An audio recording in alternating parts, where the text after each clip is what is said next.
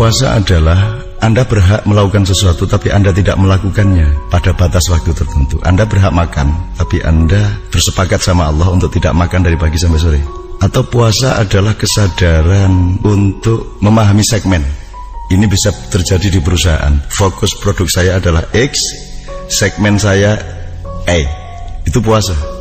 Jadi sesungguhnya puasa itu pekerjaan sehari-hari. Setiap hari di segala macam pekerjaan itu kita memerlukan puasa. Bersuami istri harus berpuasa. Setiap laki-laki ingin menyetubuhi semua wanita maunya, tapi dia berpuasa, dia fokus hanya kepada istri. Ada division of labor dalam pemerintahan, bahwa kalau depak itu harus berpuasa, tidak mengerjakan selain di koridor depak.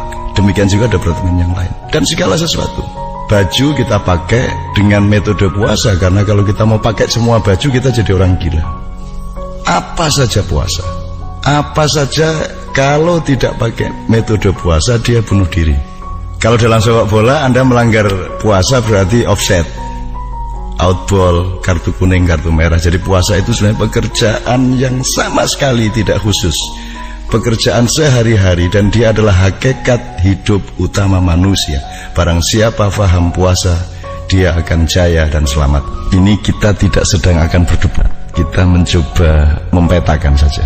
Jadi kalau ada orang bilang, wah saya minta tolong dikasih hari yang baik untuk pindah rumah, terus ada kiai atau tokoh masyarakat yang anu aja disamakan dengan hari hijrahnya Rasul, atau anu aja pas Senin Legi dan lain sebagainya. Selama saya ditanya orang hari apa yang baik untuk pindah rumah, untuk akad nikah, untuk segala macam, saya bilang saya tidak berani menuduh ada harinya Allah yang tidak baik. Kalau saya menyebut ada satu hari yang baik, itu sebenarnya saya sedang menuduh ada hari yang tidak baik. Dan saya tidak pernah berani menuduh ada bagian dari waktu yang diberikan oleh Allah ini yang tidak baik. Jadi kalau saya menyebut bulan suci Ramadan, saya tidak berani menyebut bahwa yang tidak Ramadan tidak suci. Ya daripada kita berdebat mengenai Rajab tidak suci, Maulud tidak suci. Emang ada bulan Maulud yang tidak suci, bulan Jumadil Awal tidak suci, hanya Ramadan yang suci. Daripada kita berdebat, mending kita cari pemanaan yang lebih substansial bahwa suci tidak suci itu bukan waktu dan ruangnya. Suci dan tidak suci itu urusan pelakunya, manusianya. Begitu manusia meramadankan dirinya, maka dia memasuki kesucian. Jadi 1 tahun itu ada 1 bulan Ramadan. Sudah pasti itu masalah pendidikan. Itu seperti tentara, jam sekian sampai jam sekian harus apel, jam sekian sampai jam sekian boleh olahraga, jam sekian sampai sekian boleh tidur. Dan itu sudah pasti masalah pelatihan. Artinya kalau Ramadan itu adalah bulan pelatihan, maka sesungguhnya puasa yang sejati itu harus diaplikasikan di dalam kehidupan terus menerus, kapan saja tanpa menunggu bulan Ramadan. Sebab kalau kita nggak diingetin, ya memang kita sudah terbukti kita ini aktsaruhum la yaqilun, aktsaruhum la yatafakkarun, aktsaruhum la yafqahun. Kebanyakan manusia menurut Allah memang malas berpikir, kebanyakan manusia malas merenung, malas untuk menganalisis segala sesuatu termasuk mentafakuri dirinya sendiri. Sehingga kalau nggak diingetin itu kayak kentongan lah. Dong dong dong dong dong dong bangun, dong dong dong dong dong makan.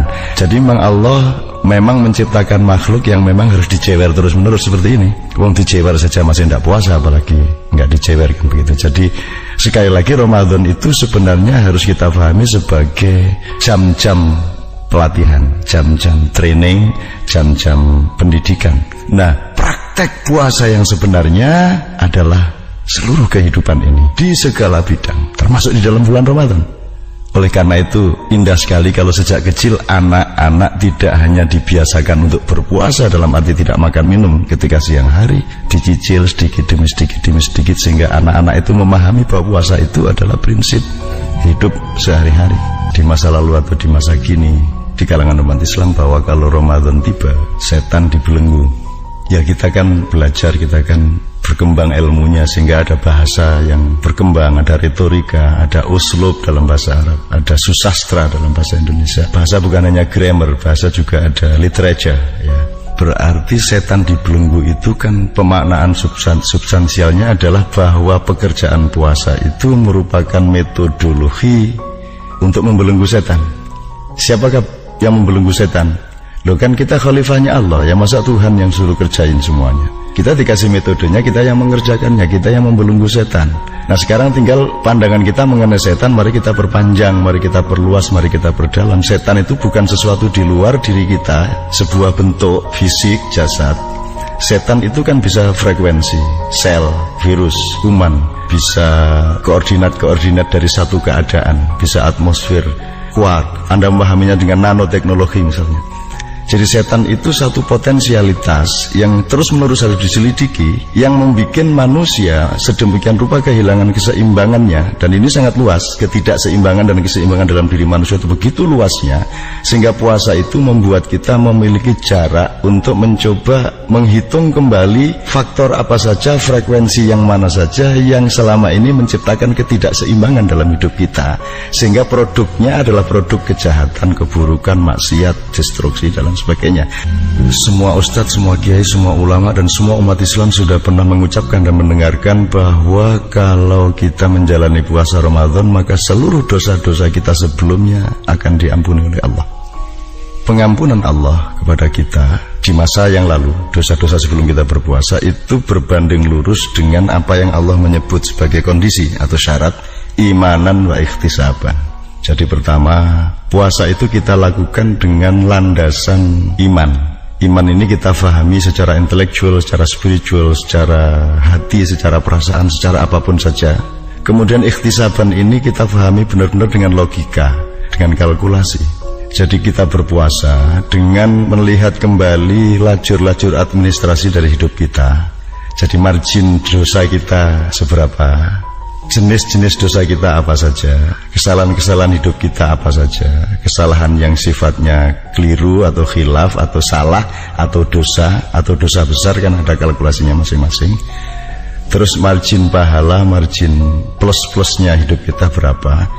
Nah kalau ikhtisaban atau kita mengaudit diri kita selama kita berpuasa itu kan memproduk satu keputusan untuk menjalani sesuatu yang baru sama sekali berdasarkan ikhtisaban itu tadi. Nah kalau ikhtisaban atau perhitungan hidup ini benar-benar kita lakukan selama berpuasa, sehingga selesai berpuasa kita menjalankan sesuatu yang baru sama sekali, itu namanya taubah nasuha. Puasa Ramadan itu kan pembelajaran, juga zikir. Pembelajaran itu artinya kita mencoba merekapitulasi kembali desain nilai puasa itu apa sebenarnya dalam hidup.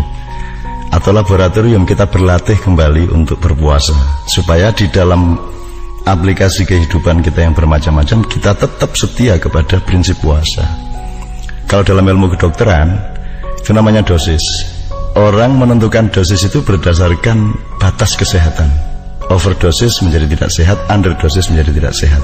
Dan untuk menentukan batas dosis itu namanya puasa. Rasulullah itu hanya makan ketika lapar dan berhenti makan sebelum kenyang. Jangan dipikir itu ilmu tentang makan, itu juga ilmu tentang puasa. Jangan dipikir ilmu tentang cahaya itu hanya ilmu tentang cahaya. Ilmu tentang cahaya adalah ilmu tentang kegelapan. Ilmu tentang kegelapan adalah ilmu tentang cahaya, karena Anda tidak mungkin memahami cahaya tanpa memahami kegelapan, dan sebaliknya tidak mungkin Anda memahami kegelapan tanpa memahami cahaya. Maka Rasulullah hanya makan ketika lapar. Itu dia mempuasakan ilmunya mengenai kesehatan, sehingga dia menahan diri untuk tidak makan kalau tidak benar-benar pada detik yang pas ketika dia membutuhkan makan secara medis. Dan begitu frekuensi atau jumlah makanan mulai punya potensi tidak terlalu positif terhadap badan, maka Rasulullah mempuasainya lagi dengan berhenti sebelum kenyang. Itu ilmu puasa, bukan hanya ilmu makan. Selama ini kebudayaan kita dan pemikiran kita mengenai puasa memang baru di situ letaknya, bahwa berbuka puasa itu kan, wah situ kayak hari rayanya puasa kan gitu kan. Sebenarnya kalau kita mau agak lebih ngeyel sedikit dan ingin meningkatkan ilmu, kita bisa melihat berbuka puasa itu sebagai sebuah pengabdian dan toleransi. Sebab kalau Anda memang sudah terbiasa berpuasa dalam kehidupan, lah kalau cuma maghrib saja kan kita mampu lah, mau isya bukanya kita juga mampu. Saya waktu kecil saya berbuka jam 10 malam.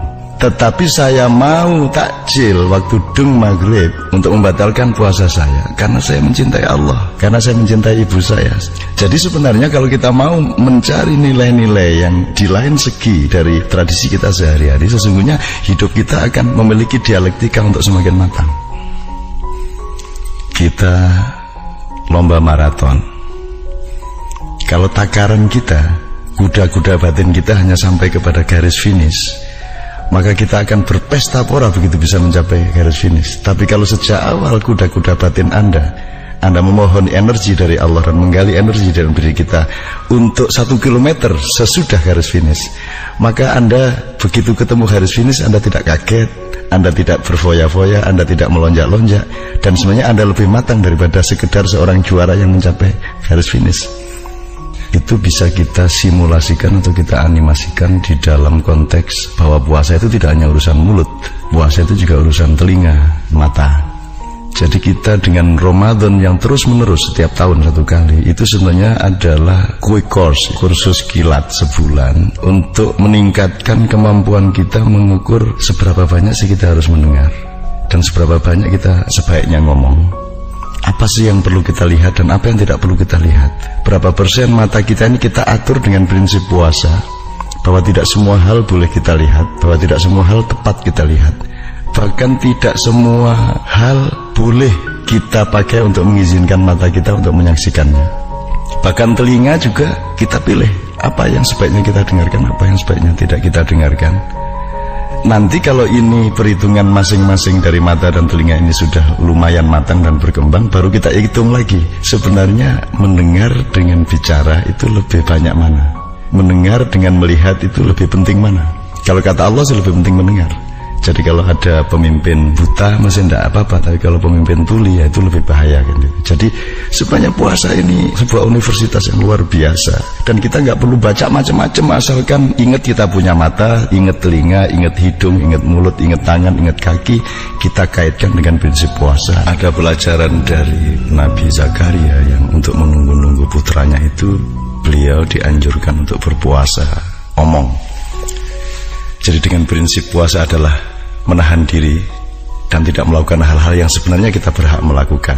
Kita bisa mengambil keputusan untuk melakukan puasa yang bermacam-macam. Kalau kita suka soto, coba aja kita tidak makan soto 6 bulan. Kalau kita tidak suka pecel, coba kita makan pecel 6 bulan. Supaya Anda jadi orang sakti. Sebab kalau hanya bisa melakukan yang diinginkan lah, itu bayi juga bisa. Kalau mau beol-beol, mau kencing-kencing, mau teriak-teriak, itu bayi. Kalau Anda ingin jadi orang dewasa, Anda berlatih untuk melakukan sesuatu yang mungkin tidak disukai asal itu benar, dan Anda tidak melakukan sesuatu yang sebenarnya Anda sangat sukai. Puasa bicaranya Nabi Zakaria itu pasti ada desain atau ada goal terhadap dimensi-dimensi yang berbeda. Orang yang puasa berbicara itu dia sebenarnya melakukan satu perombakan yang luar biasa di dalam pikiran dan hatinya, sehingga dia terlatih untuk tidak mengeluarkan satu kata sebelum matang perhitungannya bahwa satu kata itu memang pantas diucapkan pada momentum tertentu, pada responden tertentu. Dan kalau hitungan itu tidak dengan prinsip puasa, seperti zaman sekarang ini semua orang ngomong, tidak hitung waktu, tidak hitung momentum, SMS bertebaran kemana-mana, tidak dihitung, sehingga yang terjadi adalah inflasi informasi. Dalam hidup ini kita punya ruang untuk bercinta secara pribadi dengan istri, dengan suami, dengan anak dan seluruh keluarga, teman-teman seklub, seorganisasi, sekelompok dan lain sebagainya.